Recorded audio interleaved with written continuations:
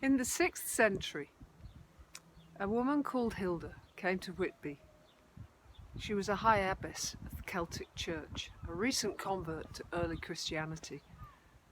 One of the last of the great witches, you might say. She came from thousands and thousands of years of pagan culture and ritual, worship of the earth as a temple and the old gods. The pagans knew that this was the Green Chapel, and Hilda, however, had converted to Christianity, but still bore that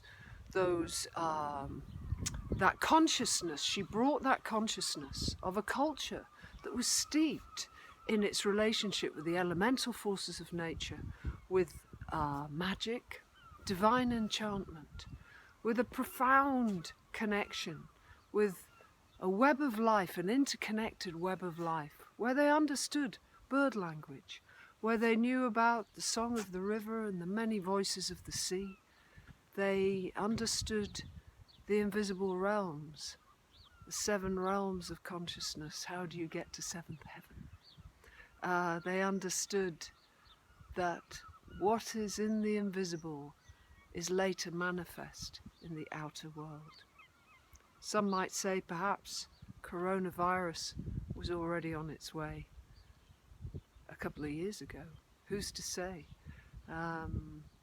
People have had visions for many, many years of what is to come, so perhaps it was already written. I cannot say. But Hilda came here to establish an early monastery. It was to be a seminary of learning.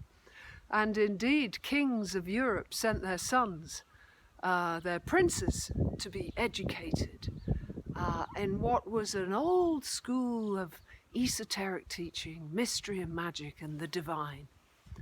But there is a legend, and it is said that when Hilda came here to these wild cliffs, first of all she walked around and she saw that Whitby faces the North Pole like no other place on the East Coast, that it was aligned with the heavens in a certain way, and it sits at an intersection of ley lines, ancient magical magnetic lines that run through the Earth's surface, and wherever they intersect we have sacred sites, one of the most famous of course being Stonehenge. But she said, yes, this is a very holy place, and I'm sure most of you who have been to Whitby will feel that there is something very powerful in the landscape here and in the surrounding area.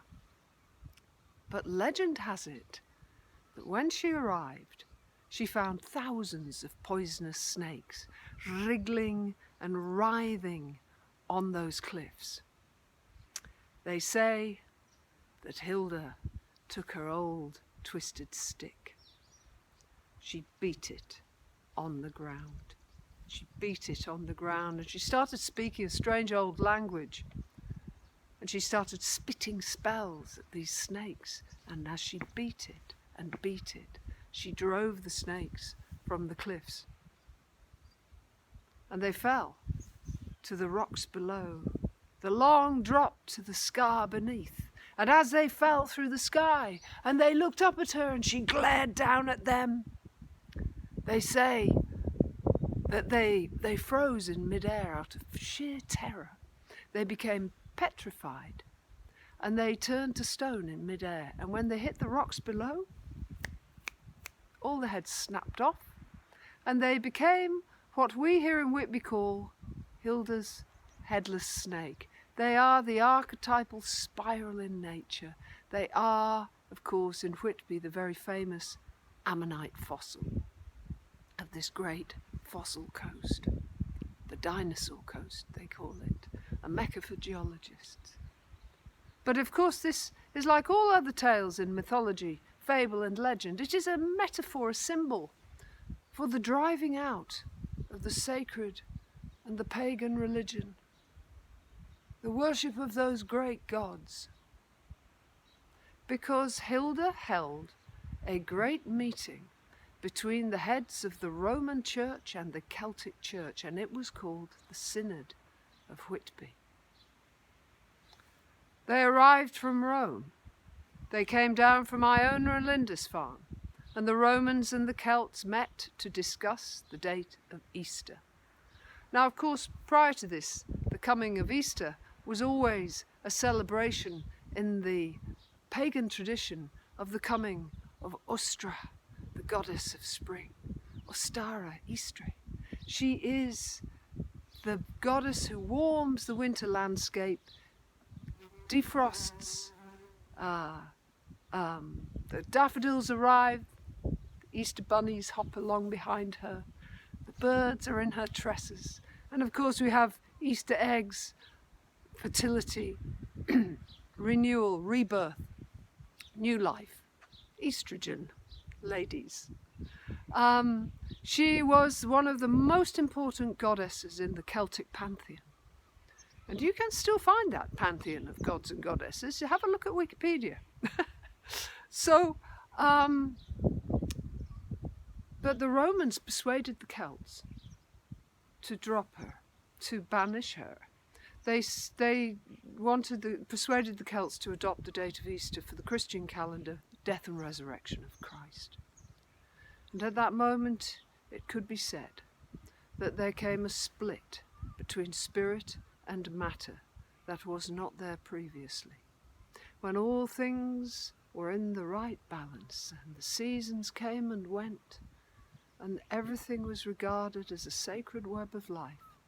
But from that moment forward, the church, the Roman church, they said, if you want to find God now, you must find it through us in here. And they created a transcendent God, and they banished the Green Temple. They destroyed the sacred groves, killed the Druids, drove them from the hallowed hills.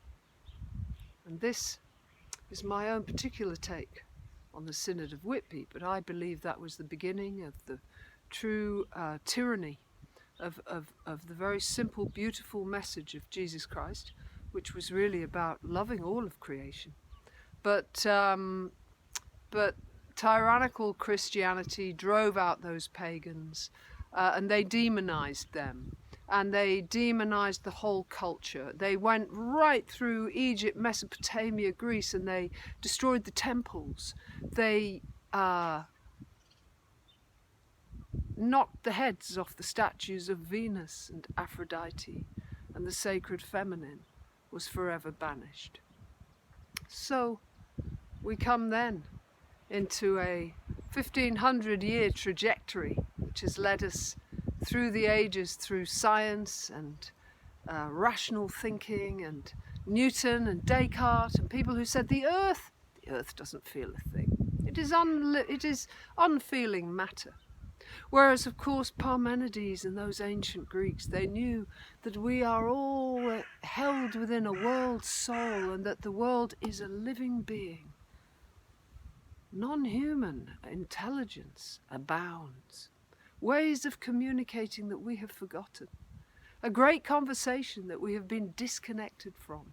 And we have been robbed of our own relationship with true magic, with real enchantment, with what is divine and holy,